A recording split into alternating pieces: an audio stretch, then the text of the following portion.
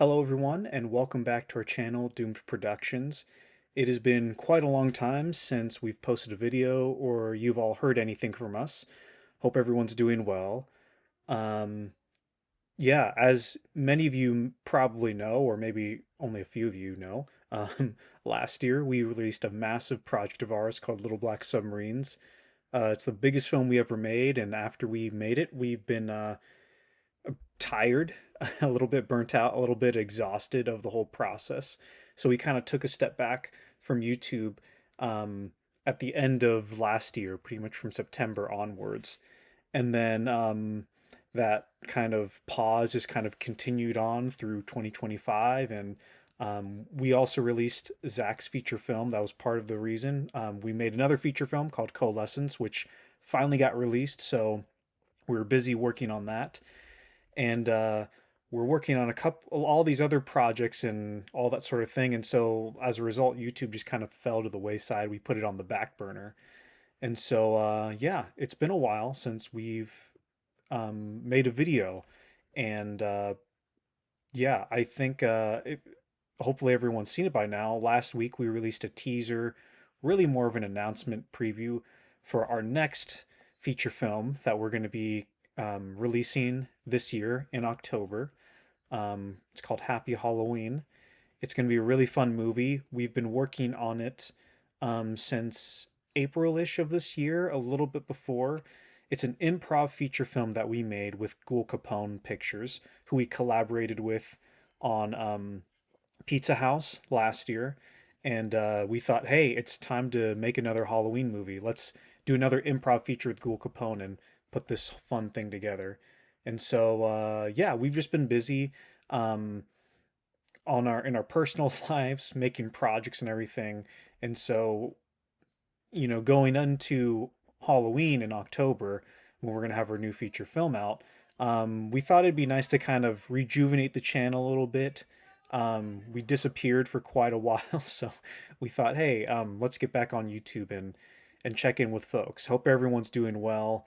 If you've messaged us or sent us an email in the last year or so and you haven't heard from us, so sorry.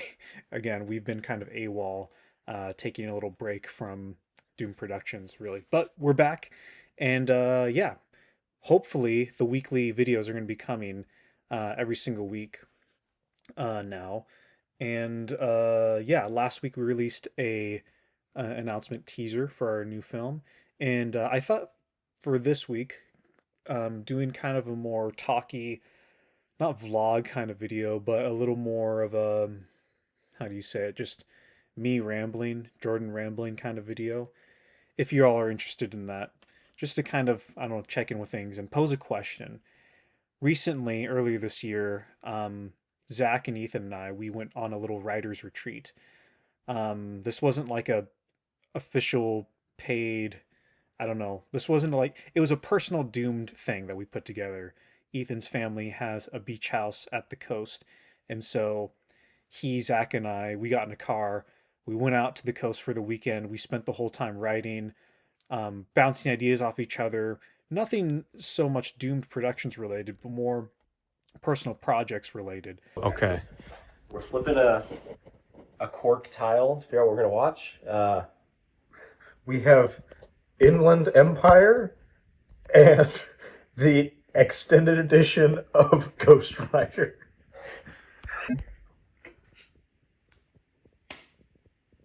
Ghost Rider. All right. Zach has a project he's writing and working on now. So does Ethan. So do I. There's a lot of different things happening. And so on this trip, we talked about all sorts of things: movies, art, filmmaking, our careers, a little bit of YouTube, some Doom production stuff, but not so much. It was a little bit on the back burner. But on the drive home of this really awesome, cool, kind of relaxing weekend, we kind of got into a discussion about the future of film and filmmaking, and it got my kind of ideas flowing about what I envision being the future of film and what I think it will be versus what I'd like and all that sort of thing. And if you've been following us for the last, geez, 5 years now, you'll know that we're to YouTube filmmaking, folk filmmaking. We make movies, feature films for free, and just release them on the internet, on YouTube, which was a big no-no when I was in film school.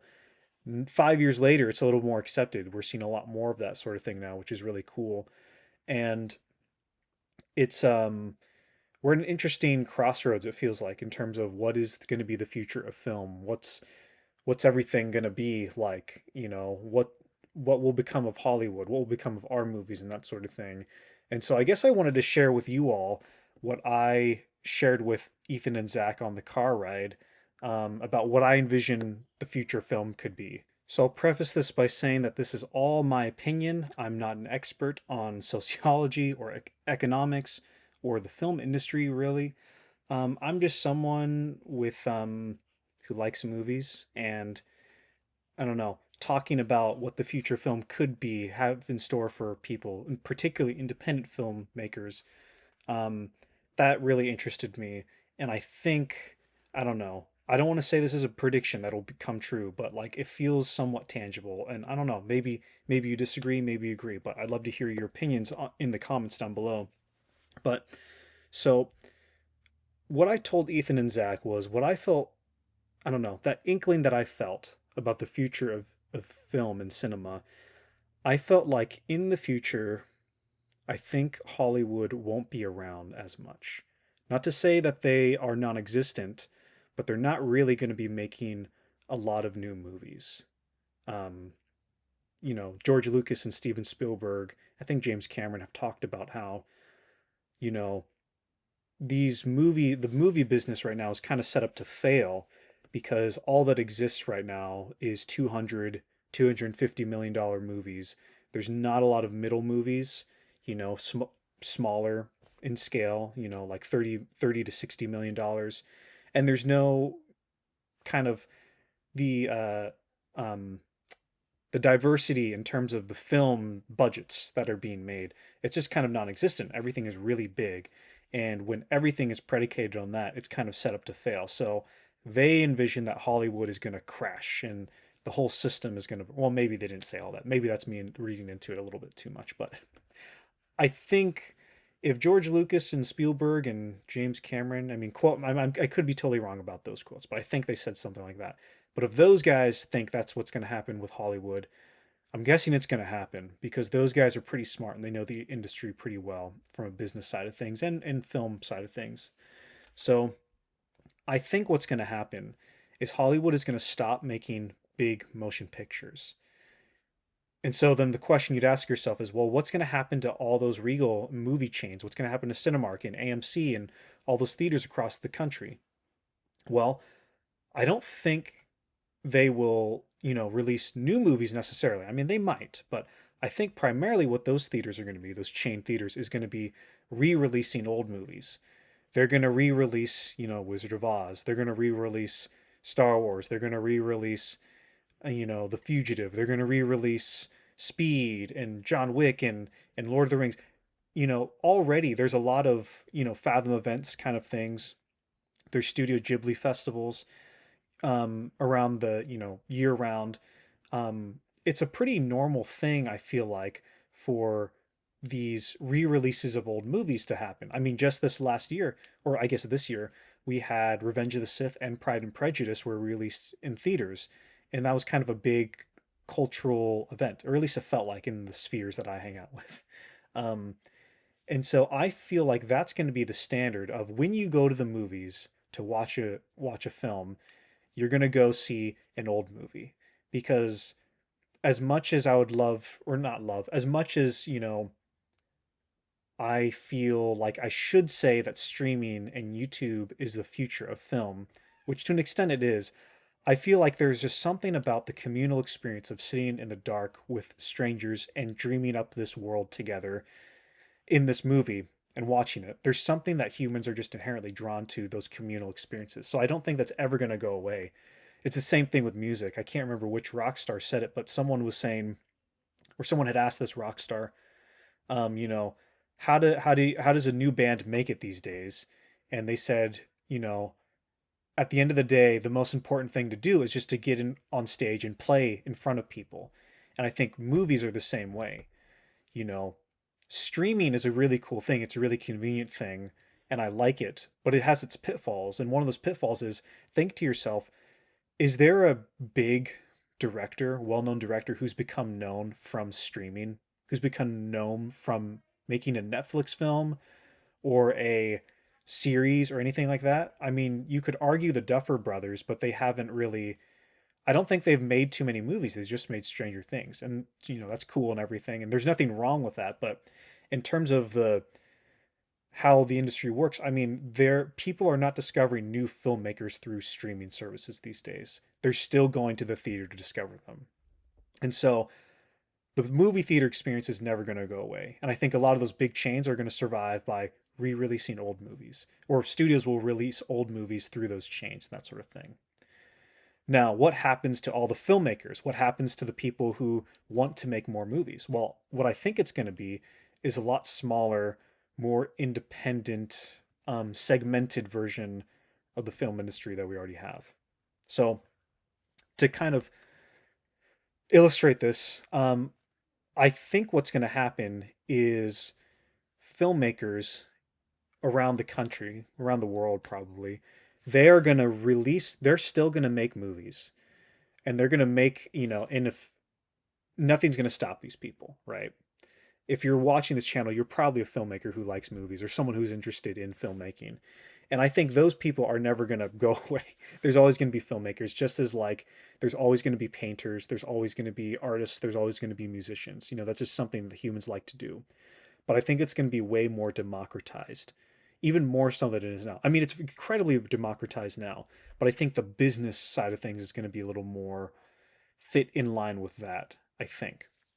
Because what I think the future of filmmaking is going to look like is practically not much different than it is now. If you have money, you're going to make a movie with a budget and you're going to do things slightly more traditional. If you don't have money, you're going to make movies with no money and it's going to be the same thing that you've always done. And if you have a little bit of money, you're going to spend a little bit of that money on your movies. That kind of the tiers of filmmaking. But what I don't think is going to exist is those multi-million dollar movies. Highly doubtful. I mean, some of them will exist, and I'll get to that in a second. But I think what's very likely is things are going to look way more like theater or orchestral music or dance companies.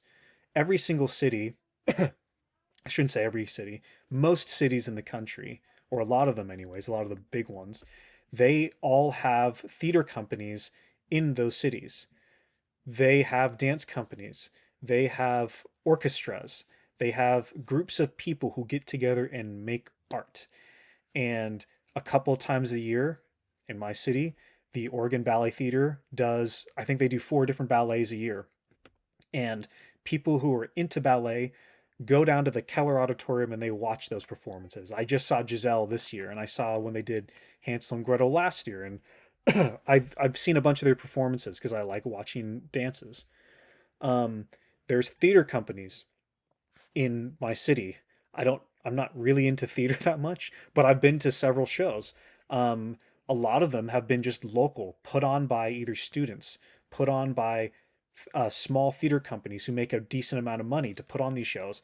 I've been to shows where they have no money and the actors are doing it for free pretty much, and the only money they make they put towards renting the space that they use. So there's a lot of variety of those kinds of artists in my city, and I'm pretty sure that exists in other cities as well. What I think film is going to look like is similar to that. I think filmmakers, there'll be groups of people, but there'll also probably be solo filmmakers, more solo kind of artists, so to speak, who make movies. And I think a couple of times a year they're going to get together, whether it be one group or a bunch of different groups coming together, and they're going to screen their movies for people in front of an audience at a local theater. They might rent out a Regal Cinema auditorium, but I think they'll go to local theaters or they'll rent out other venues, and they're going to screen their movies for people the same way that dancers and musicians and painters will rent out spaces to show their art to people. The other arts are already doing this. The other arts already have this kind of system in place, and it's not like an official system, but it's like the other arts have this variety of levels of artists essentially, where again, like I said, there's dance groups that dance for no money, pretty much for free, just because they love to do it, and they'll put on shows a couple of times a year. And there's dance groups that put on big productions every time a year because there's people in the area who want to support them and like that, and they have the money to and the means to do so. So I think film is going to be very similar. Where filmmaking wise, it's not going to look too different from how it already looks now. Um, but what I think will be different will be that distribution where a couple times of the year, for instance, if we use Doom Productions as an example, I think in the future, you know, 3 times a year, Doom Productions is gonna screen a movie in a local theater here in Portland, Oregon. And there'll be new movies. We'll make new movies and we'll screen them, and then afterwards, maybe we'll sell DVDs, or maybe we'll just release it for free on YouTube, that sort of thing. Um, and eventually, I mean, fingers crossed, over time, people in the city become, hey, there's this group of people who make movies called Doom Productions. I like them. I've seen their other stuff. I want to support them and I want to go see them. And so slowly over time, this sounds so egotistical. I'm gonna remove Doom Productions from the example, but slowly over time, these local film groups are gonna become known, and they're not gonna be major celebrities, but they'll kind of be the names of these studios, these really small studios and groups and cooperatives. They'll become known, like similar to like I don't know who runs the Oregon Ballet Theater, but I know of the Oregon Ballet Theater. I don't know about all the different music groups or the theater groups, but I've heard their names before, right, in the city. So I think it's going to be similar to that, where you're going to have a variety of different levels of people, similar to bands, similar to rock bands, because in every city there's like rock bands, and some of them you've heard of, some of them you haven't heard of. And the fun thing about filmmaking in the futures, I think, is it's going to be about that discovery and that true democratization, where it is filmmaking is just like painting, because again, there's kids who are drawing and doing wonderful art pieces and just give it out to their friends for free. There's other big artists who rent out big studio spaces and put on a show for at a gallery or whatever, and they have lots of people come and flock to their stuff. And then you have smaller art shows where maybe it's a couple of artists who get together and scrounge up some money and rent out this little space, and they put their art in display for people to see. And I think that is what filmmaking is going to look like in the future. Is it's going to be way more kind of more of an art for the people rather than this big expensive production that we think of when we think of filmmaking.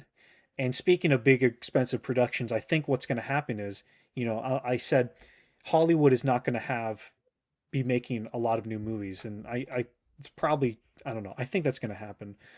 But that doesn't mean, like, for example, say James Cameron wants to make another big blockbuster movie, you know, James Cameron, he has the money. He could fund a big production like that.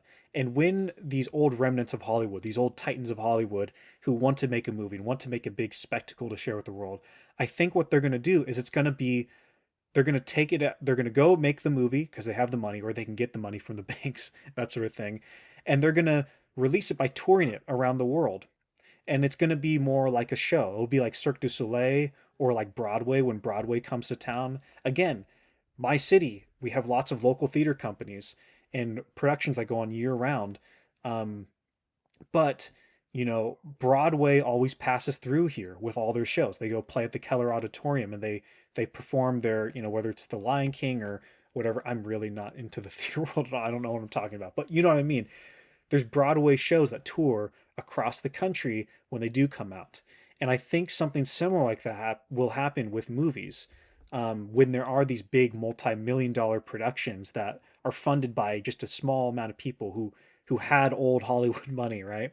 I think what they're going to do is they're going to go out into the world and they're going to take it town to town, and it's going to be more like going to the opera. It's going to be more like going to a big fancy show, and tickets are going to be more expensive, but it'll be worth it because it will be it won't be the only thing anymore, right? Because right now the only thing that's really out there that Hollywood is making is these big multi-million dollar movies, um, and or at least that's what it feels like, right, in the Cineplex. But when these blockbusters come to town in the future, it's going to be feel more fresh because the person who had to make it, it wasn't mandated by the studio. It wasn't just this thing that this director or these stars got hooked into and now they can't get out. It's not this thing just to make money and to feed into this IP machine. It'll be made because this filmmaker really wants to make this movie and had a reason for making it, had to fight to get the money to make it, and now they're touring it around, and it'll be much more of a labor of love in that sense. And maybe I'm being overly optimistic. Maybe I'm too, you know, I'm maybe it's too much wishful thinking on my end, but I think that seems like a really interesting scenario in which the future film survives and lives on and that sort of thing. Um, and I don't know. I hope that made sense. I don't know. I just felt like I just kind of rambled. Um, but yeah, that's kind of what I feel about when I think about the future of film and where film's heading. I have this inkling suspicion. I've like the small, I don't know, part of my brain that feels like that's where things seem to be heading is people are wanting more authenticity and people are wanting more kind of films made by people rather than studios and machines. And again, I sound like a hypocrite because again, if you follow this channel, you know I love, big blockbuster movies. I love Star Wars, I love Avatar, um I love, you know, Terminator, I don't know, big action movies. That stuff's awesome. I just saw Ballerina just earlier this year and that was awesome. That was great. Um but I part of me is thinking like, man, but wouldn't it be really interesting if filmmaking looked way more like the other art forms? Because again, that's something we've talked about on this channel before. Film is kind of gate kept right now by the industry, the Hollywood industry, um, for many different reasons, which I won't go into now. But I just wish from the bottom of my heart that film looked way more like the medium of painting or drawing or dancing or music. Not the music industry, the business, but you know what I mean, like in the sense that true democratization, true just art for the people by the people. And that's something that really excites me. And I think in this little made up situation that I've made up in my head, that seems like a beneficial sort of scenario, but I don't know. Maybe you disagree. Again, I'm not an expert on any of this. I'm just kind of spitballing here and trying to remember what I told Ethan and Zach in that car ride on the way home from our retreat. But yeah, I'd love to hear from in the comments down below what you think the future of filmmaking will be, or what you'd like it to be, anyways. These are just my thoughts. I'm not saying this is how everything should be or that sort of thing, but yeah, I'm curious to know. But yeah, if you like the video, thanks for watching, sticking with us or with me. You're gonna start seeing more regular uploads from us on Doom Productions as we get into the second half of 2025. But yeah, to everyone who's been watching us for like 5 years now, thank you so much.